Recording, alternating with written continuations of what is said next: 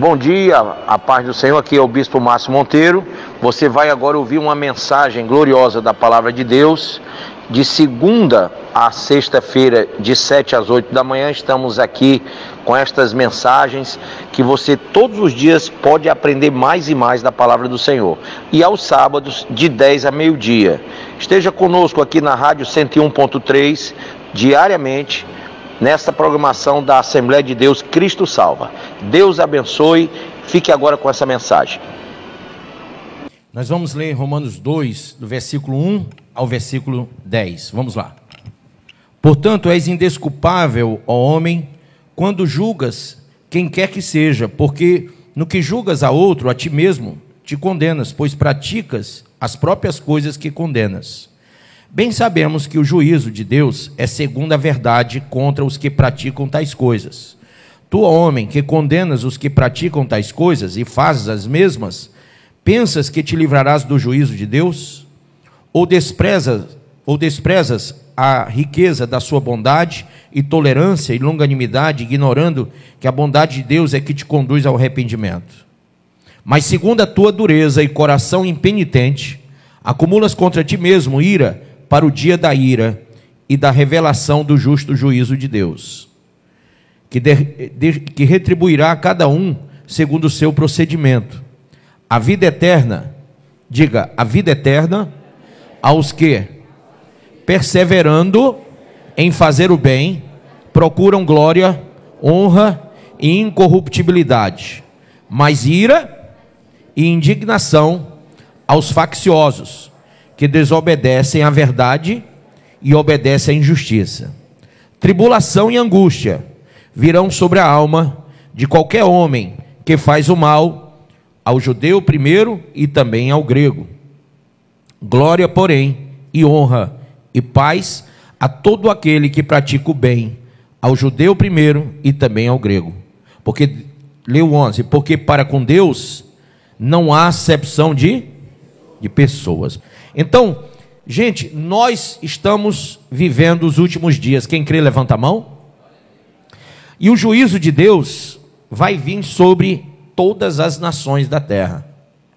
Nós nunca tivemos um período onde a igreja está tão morna, onde pessoas estão tão descompromissadas, descongregadas, onde já não firmam mais um propósito verdadeiro de seguir Jesus segundo a sã doutrina. E que sã doutrina é essa que já não é mais pregada em nenhuma igreja? E que igreja é essa que não entra em conformidade com o propósito de Deus? Então, nós temos que entender que no meio de todos esses acontecimentos, salvar-se-á aquele que guardar a palavra de Deus. Lá em Apocalipse, conheço as tuas obras, eis que tenho colocado diante de ti uma porta aberta, que ninguém consegue fechar.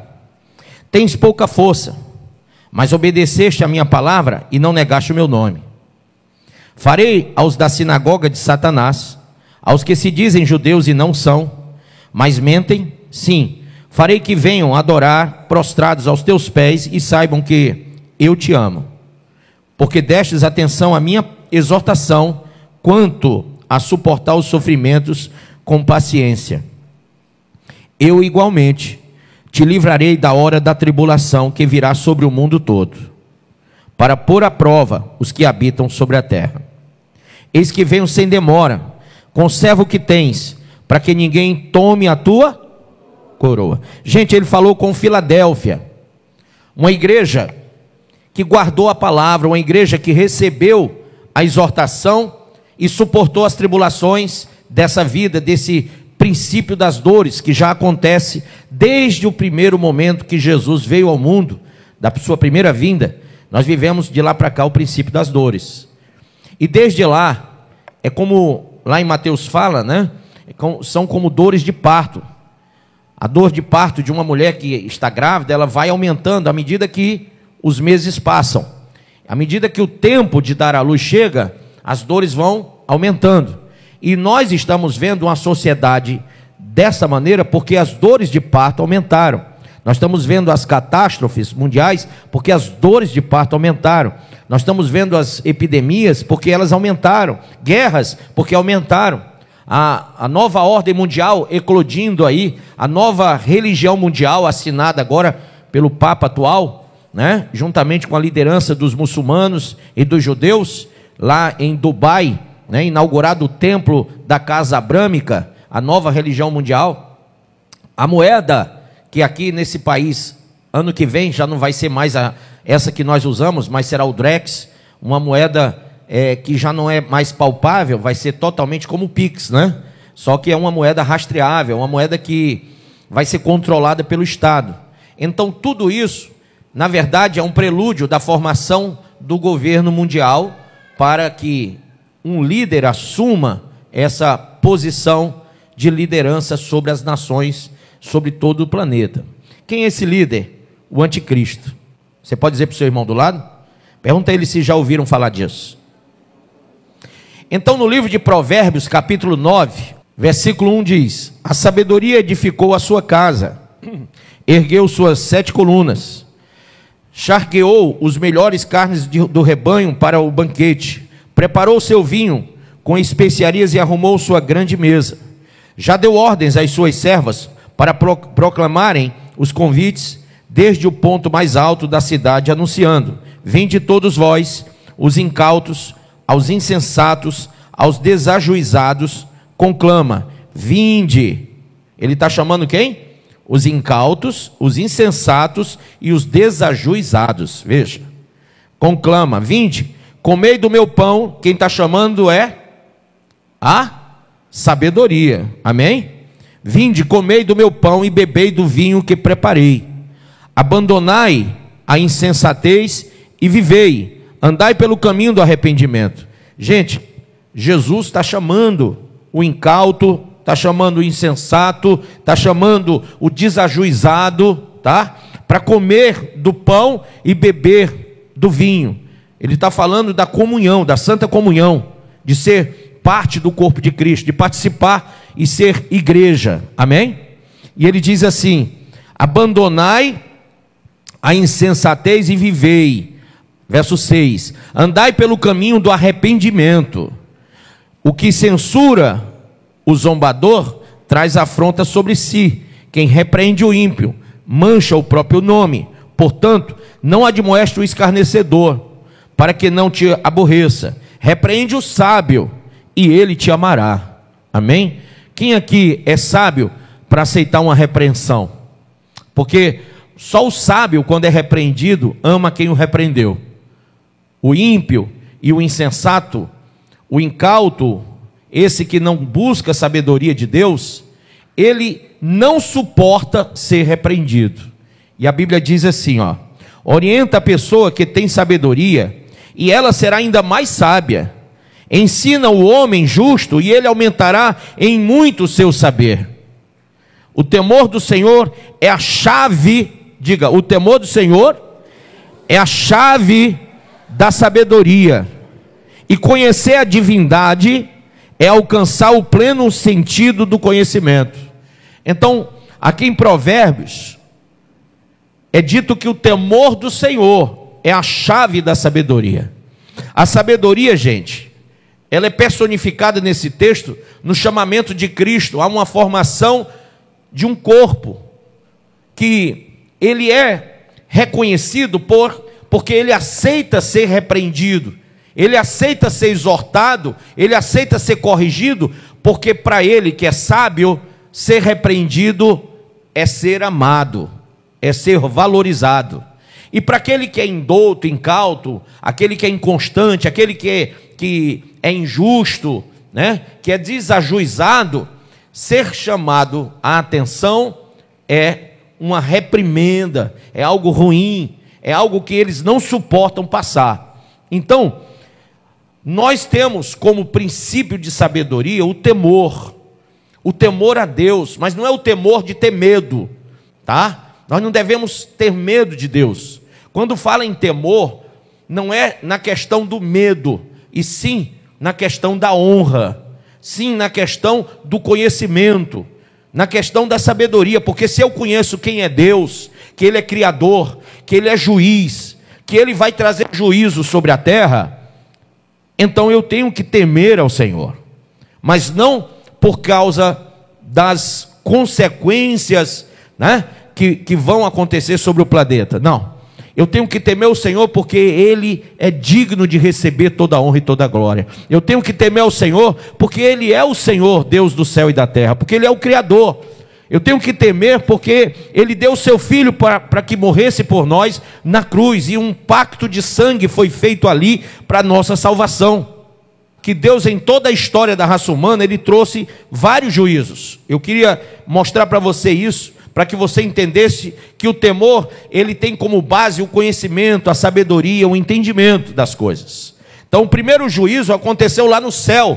A Bíblia fala em Isaías 14, gente, que Deus fez juízo contra Lúcifer e os anjos que se rebelaram contra ele, né? Olha só o que diz aí: como foi que caíste dos céus, ó estrela da manhã, filho da alva, da alvorada?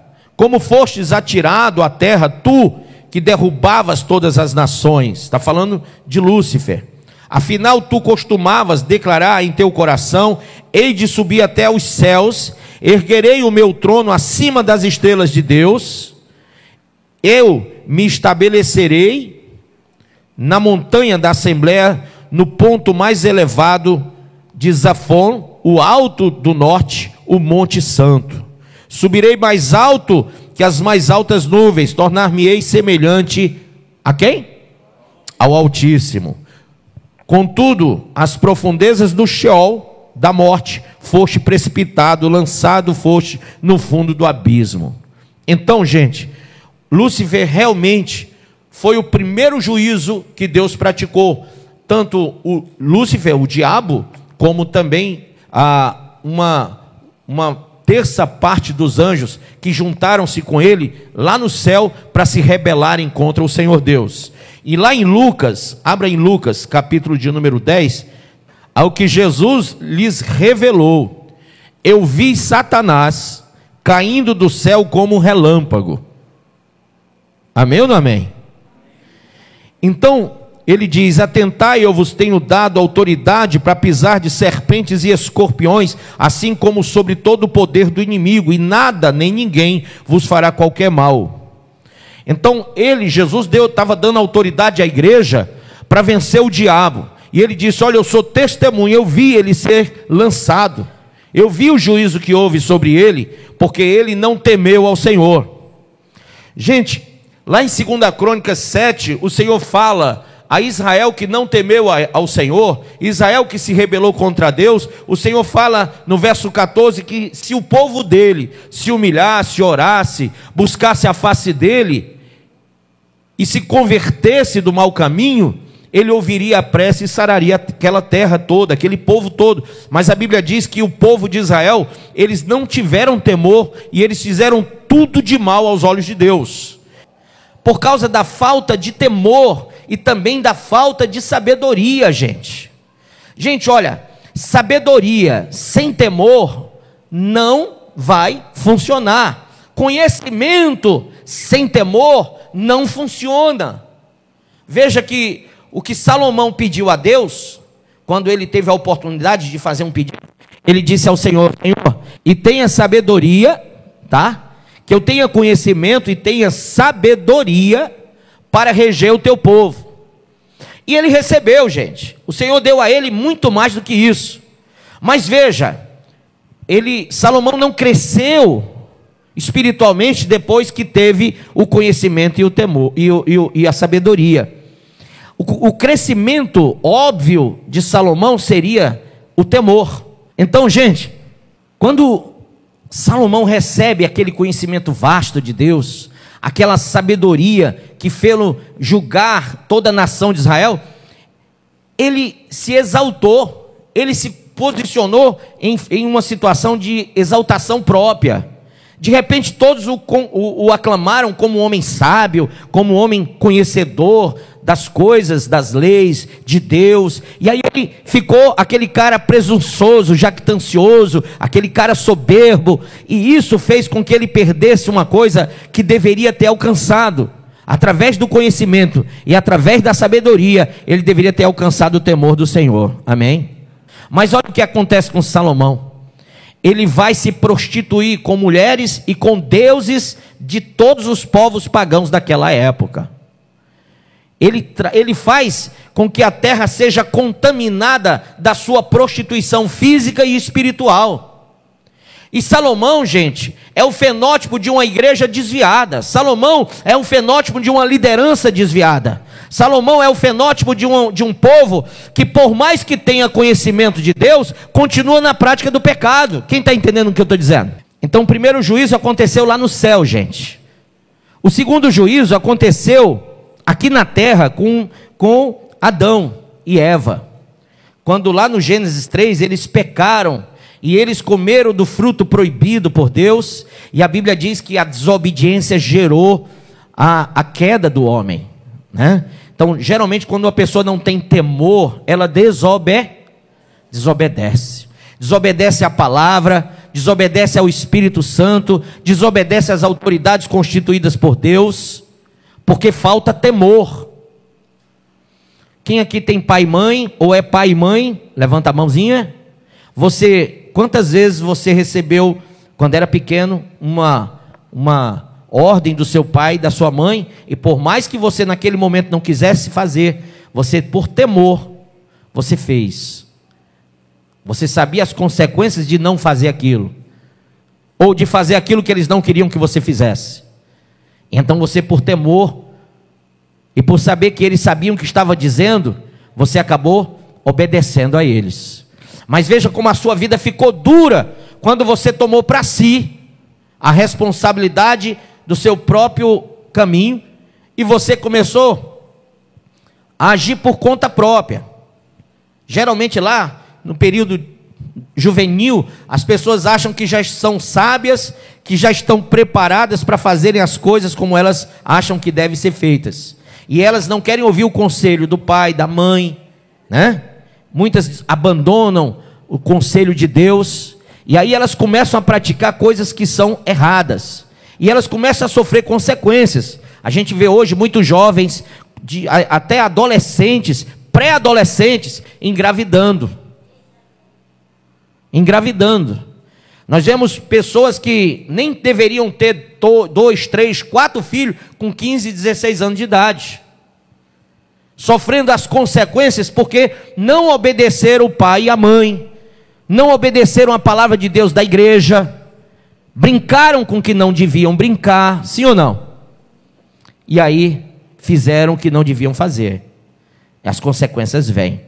Romanos 6,23 diz que o salário do pecado é o quê?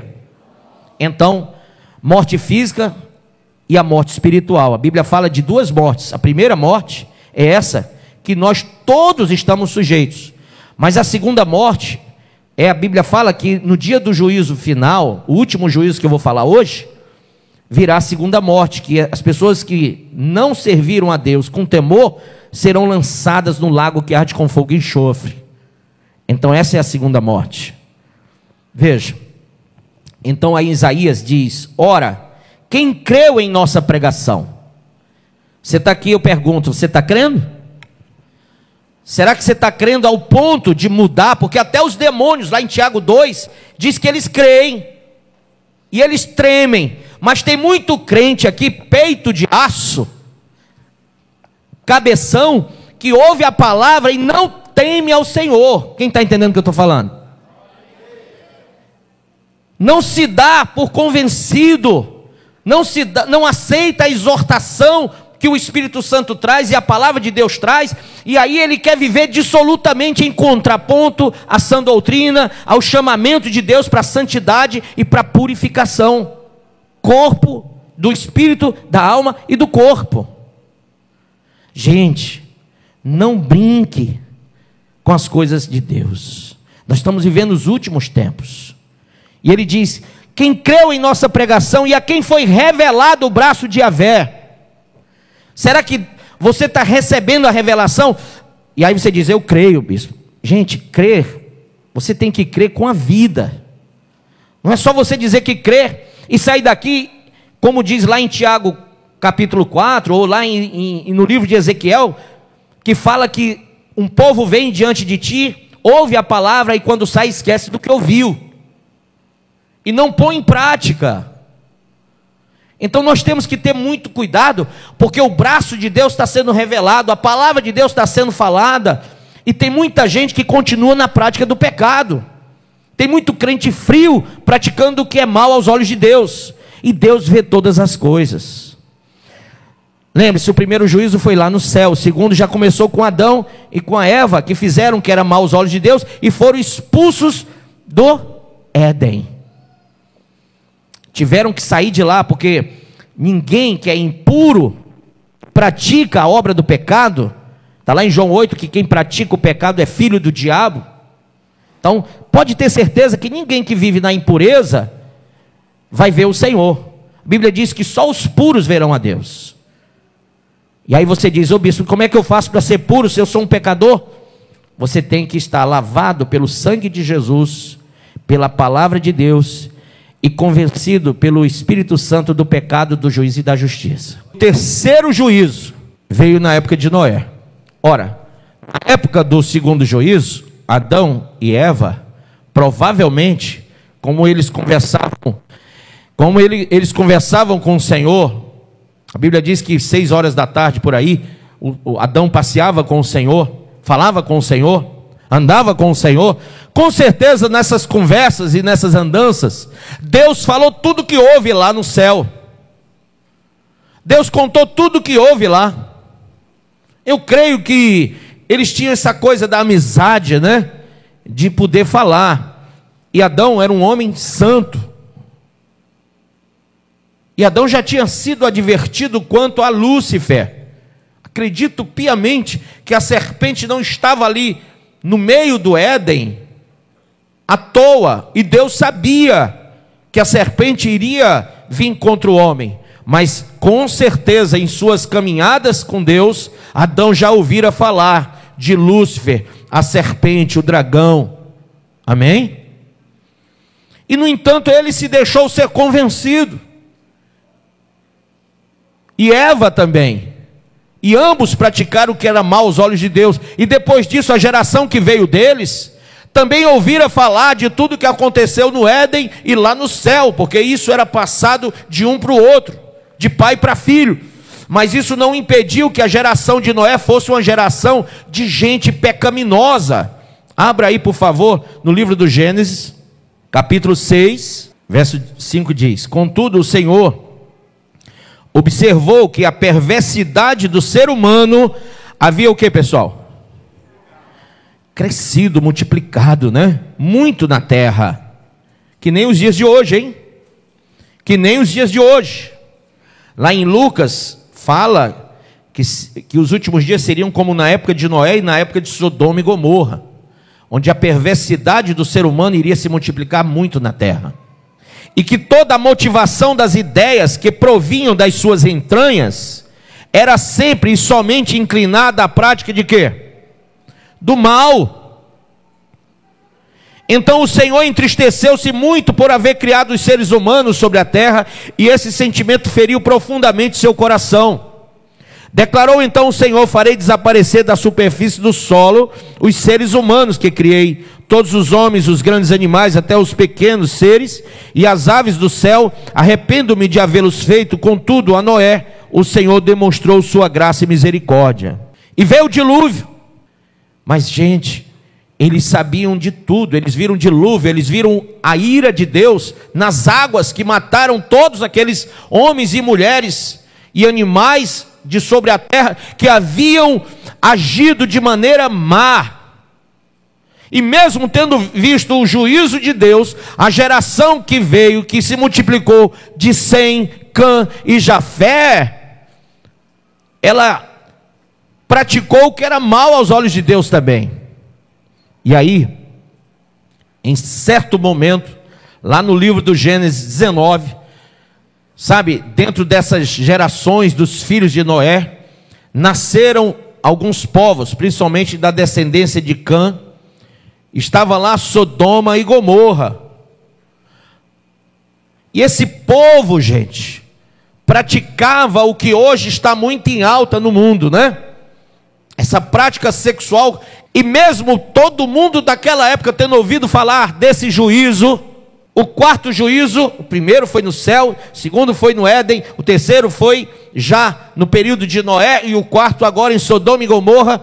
A Bíblia diz que o homem continuou fazendo o que era mal aos olhos de Deus, sem temor. A palavra era pregada, mas quem ouvia a palavra de Deus? Quem queria mudar por causa da palavra de Deus? Israel veio o mar se abrir em sua frente e não mudou. Israel foi alimentada pelo maná e não mudou.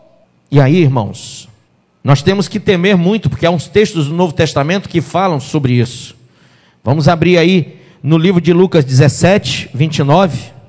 Todavia, no dia em que Ló abandonou Sodoma, choveu fogo e enxofre do céu, disse o Senhor Jesus, e destruiu a todos. E acontecerá exatamente, disse Jesus, assim, no dia em que o Filho do Homem for revelado.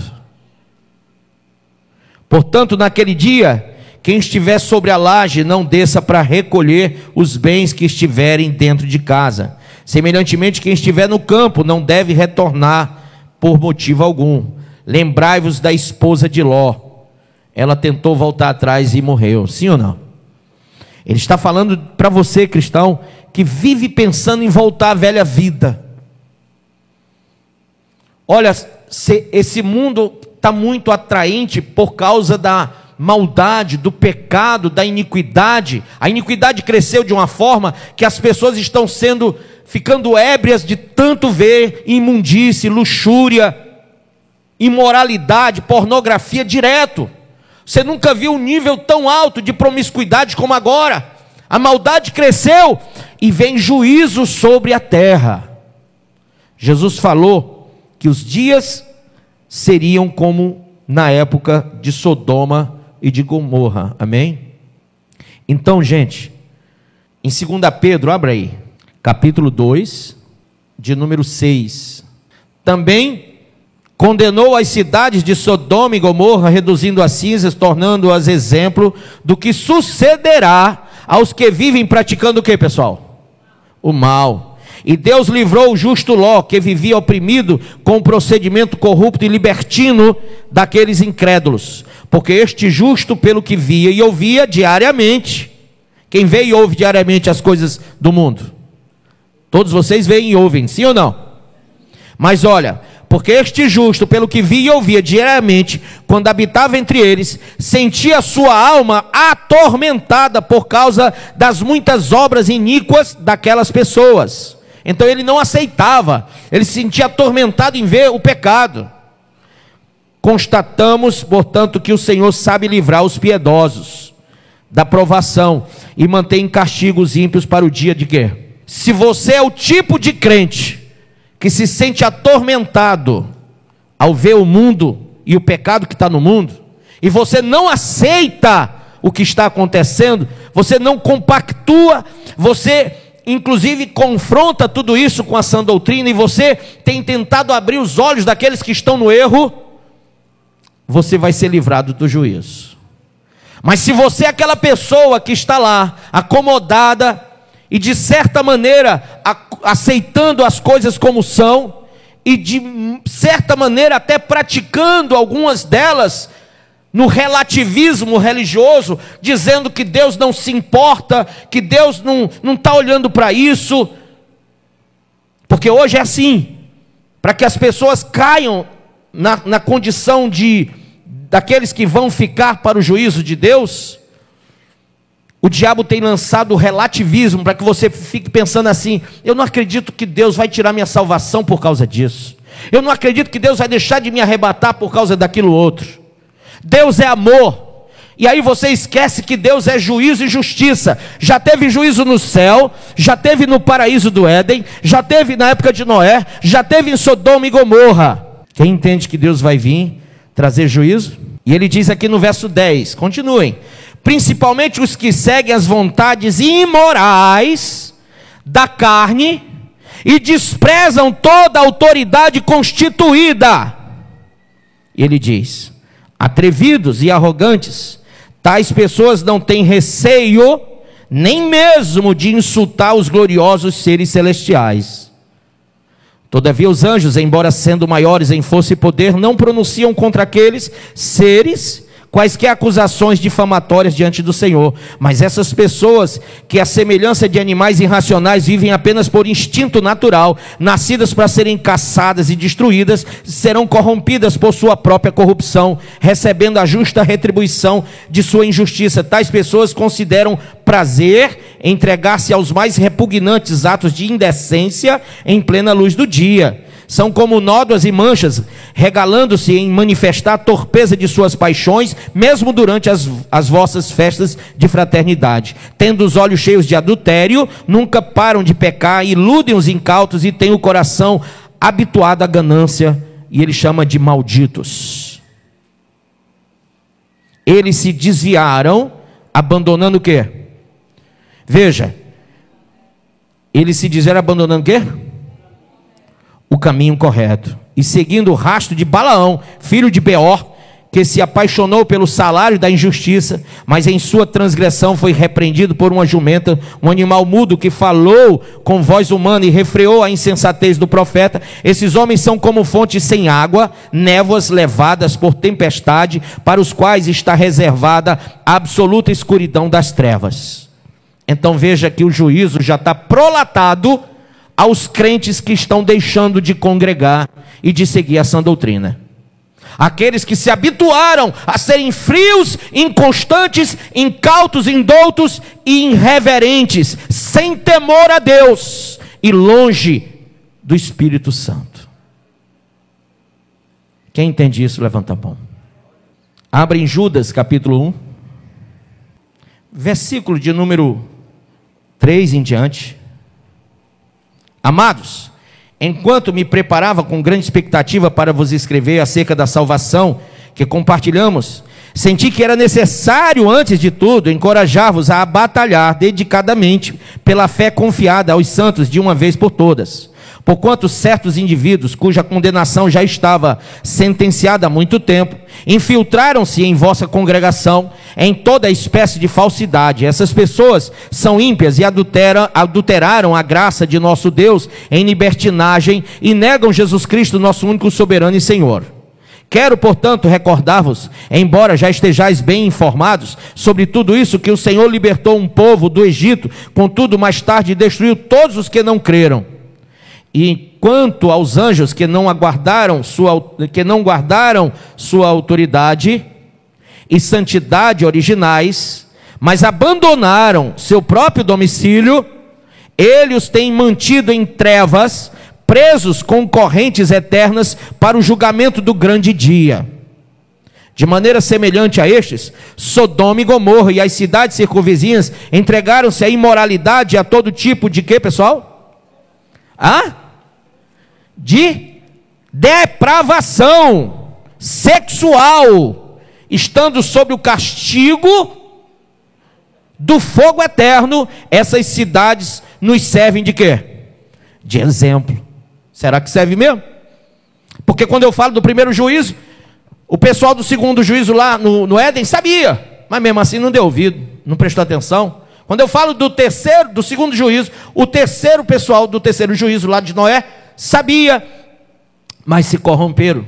E quando eu falo do terceiro juízo, para o pessoal do quarto juízo, que foi de Sodoma e Gomorra, eles sabiam, mas também se corromperam. E agora vem o quinto juízo. Diga, o quinto juízo. Aconteceu lá no Egito, gente. Quando o Senhor quis livrar o seu povo do Egito, Faraó não deixou. E Faraó lutou contra isso. Mas o Senhor viu que Faraó se opunha, porque havia uma ordem que aquele povo deveria ir para a terra de Canaã e ali habitar, dominar aquela terra. Também fazia parte da justiça de Deus que aqueles povos cananeicos perdessem as suas terras, porque um dia um dos filhos de Noé fez o que era mal aos olhos do pai. E aí Cã, que foi esse filho, foi amaldiçoado pelo seu pai, que disse: você não tem herança comigo, e você vai ser dominado pelos seus irmãos, Sem e Jafé. Então Abraão era um semita, e foi a um semita que o Senhor Deus prometeu a terra de a terra de Canaã. Quem entende isso? Então Faraó queria impedir um juízo, e ninguém impede o juízo de Deus. Diga para o seu irmão, o juízo está vindo. Nem Faraó conseguiu. Você também não vai conseguir impedir. Dura coisa é recalcitrar contra os agrilhões de Deus, irmão.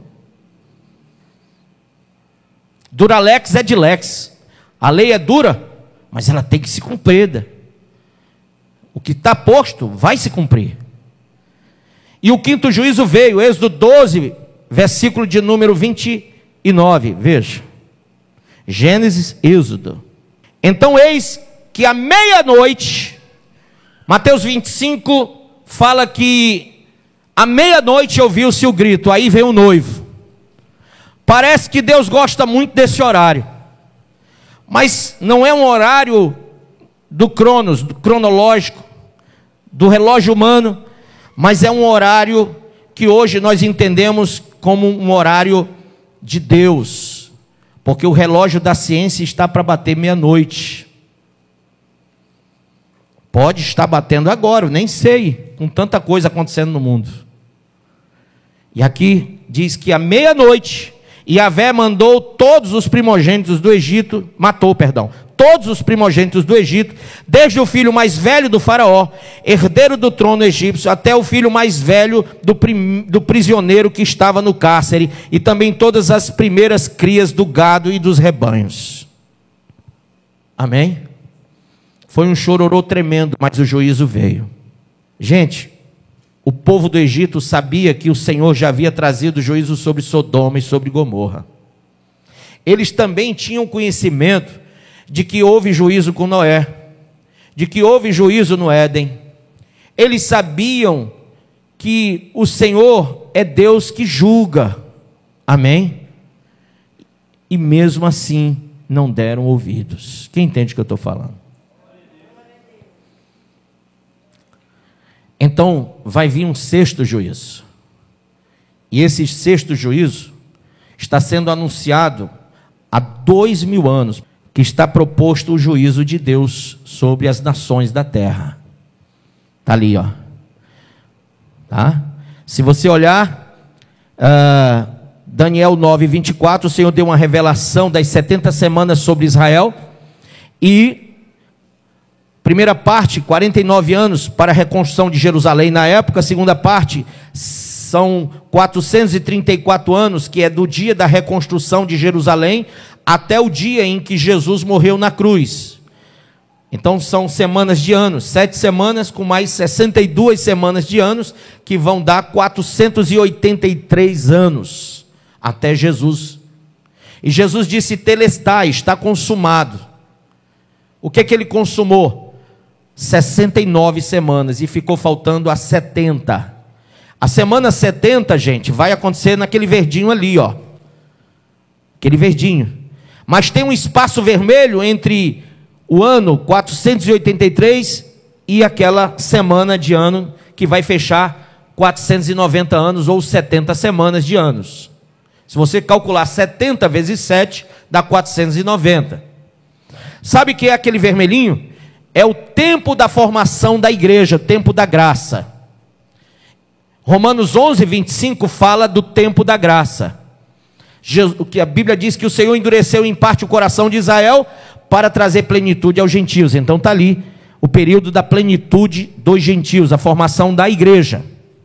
Estamos agora para concluir esses 2000 anos, tá? E quando esses 2000 anos forem concluídos, virá o arrebatamento. Ninguém sabe exatamente o dia nem a hora. Existe uma diferença entre o calendário judaico e o calendário romano, mas lá em Oséias 6, 1 e 2 diz que Israel será quebrado por 2 dias, mas ao terceiro dia será levantado, reerguido perante o Senhor. 2 dias, 2 Pedro 2,10 diz que um dia para Deus é como 1000 anos e 1000 anos como um dia. 2000 anos são 2 dias de Oséias 1 e 2. E o terceiro dia, bispo, qual é? O terceiro dia é chamado milênio de Cristo, que vai acontecer depois da grande tribulação. Então, para o terceiro dia acontecer, ainda tem que acontecer a grande tribulação. E para a grande tribulação acontecer os 7 anos, ou a 70ª semana, tem que acontecer o arrebatamento da igreja. Gente, Jesus, segundo os cálculos dos teólogos, ele morreu no ano 29 depois de Cristo. Nós estamos em 2023. E como há um erro entre 4 a 7 anos entre o calendário judaico e o calendário grego-romano, a gente não pode definir se esse é o ano, ou se é o ano que vem, ou se é o que vem depois dele. Ninguém sabe, mas estamos vivendo o final dos 2 dias. E quando os 2 dias são concluídos, acontece então a tribulação para o terceiro dia vir, que é o milênio.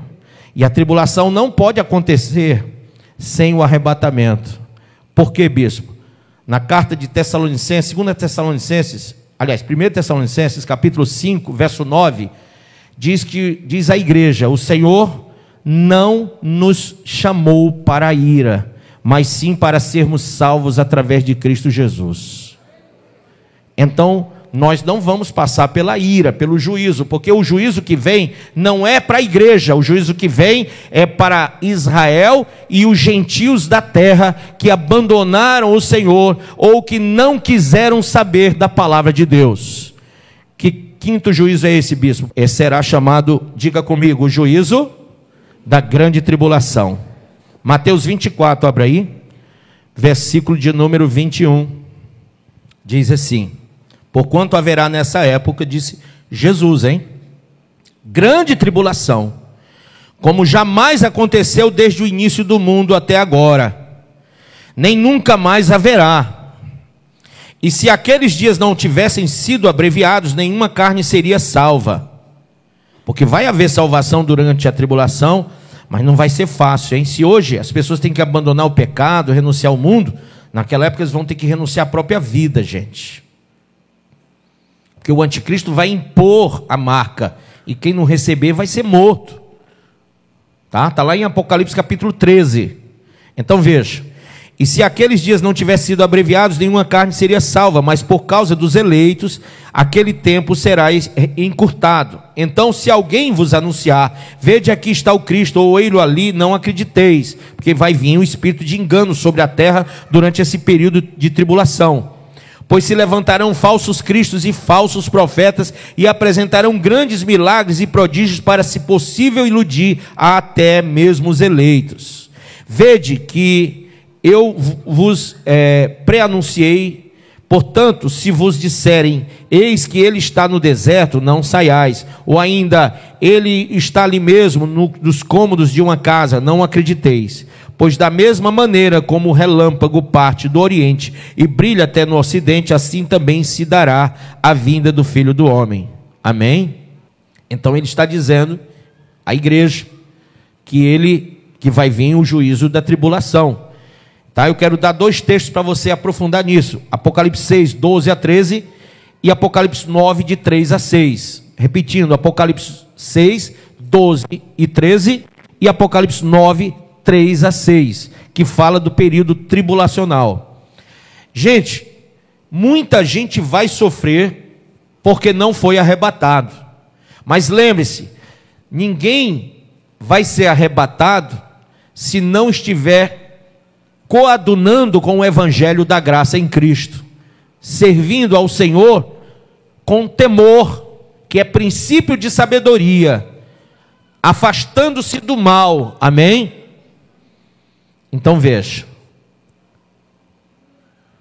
quando acontecer a tribulação, 7 anos de grande tribulação sobre o planeta, muita gente vai morrer porque vão vir muitas catástrofes naturais, guerras, peste, fome, tudo, sem falar da grande perseguição do anticristo sobre a terra. Quem ficar vivo, que não vai ser muita gente, porque a água potável ela não vai mais estar fácil.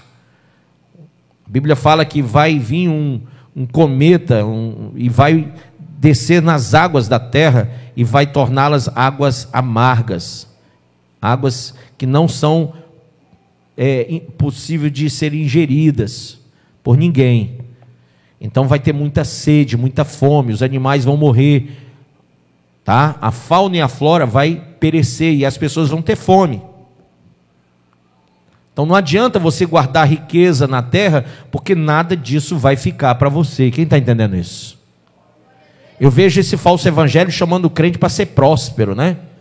Para ficar rico, para ter muito dinheiro, para comprar um carro importado, para viver numa casa super luxuosa, para ter fazendas e aviões e dizer coisas assim. Mas, gente, isso tudo é mentira. Se Jesus vier agora, quem é a igreja sobe, o que ele diz que tem, fica. E se você está apegado a essas coisas, você vai ficar com elas. Então os falsos profetas estão fazendo com que as pessoas enraizem mais ainda na terra. E somente aqueles que estão pregando o evangelho da graça, com a sã doutrina, estão dizendo a você que o teu bom tesouro está no céu. Que você tem que realmente servir ao Senhor e amá-lo sobre todas as coisas. Que realmente, onde estiver o teu tesouro, ali vai estar o teu coração. Que tendo que comer e vestir, fique satisfeito. As palavras de Cristo lá em Mateus 6, têm que ser apregoadas ao povo que está vivendo uma visão totalmente diferente do Evangelho. A igreja de Laodiceia, ela diz assim: eu sou rica e não tenho falta de nada. E o Senhor diz que ela é uma igreja pobre, cega e nu, porque ela não entende que a verdadeira riqueza está no conhecimento da graça. Vem então o sétimo julgamento. Qual é? Gente, o sétimo juízo vem sobre as nações. Lá em Zacarias 14 diz que o Senhor vai pisar no Monte das Oliveiras e o monte vai se partir ao meio. Verso 3. Lá em Mateus 25, 31, abra comigo. Quando o Filho do Homem vier em sua glória, com todos os anjos, então se assentará em seu trono na glória dos céus. Todas as nações serão reunidas diante dele, e ele irá separar umas das outras, como o pastor separa bodes das ovelhas.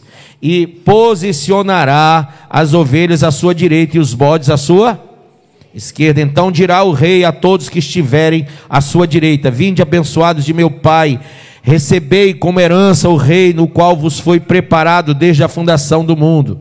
Pois tive fome e me deste de comer, tive sede e me deste de beber, fui estrangeiro e vós me acolhestes. Quando necessitei de roupas, vós me vestistes, estive enfermo e vós me cuidaste, estive preso e foste visitar-me.